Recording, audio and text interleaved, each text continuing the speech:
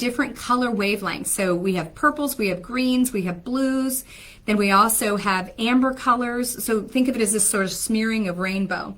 So blue light, green light, and your purple hues have more to do with stimulation, particularly that green and blue light spectrum, right? So the more we get exposed to those things, the more we get a natural increase in the things that make us feel awake and aware, and we get better rhythm, and especially the earlier we do that. So one of the first things you got to know is if you want to fix your sleep, you need to get early morning sun exposure on your eyeballs as soon as the sun comes up, or as soon as you can get in that sun, and usually the earlier the better, because what that does is start to turn the clock on, right? It starts to fix the clock.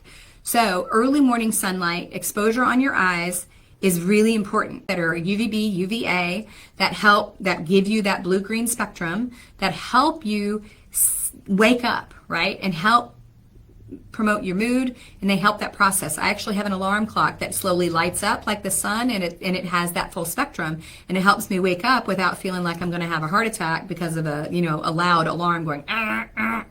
So you can do those things to help it too, right? So the important part is that sun exposure. Now, a lot of us may be in situations where we work a job that we have to actually be at work and it's in the dark, depending on where you live. So you could even get lamps in your office or other places. You could probably put one in your office or your cubicle or wherever you work to help that exposure. What that is doing is it actually starts the clock to tell you, hey, it's going to get dark this many hours later. So it's somewhere between 10 and 14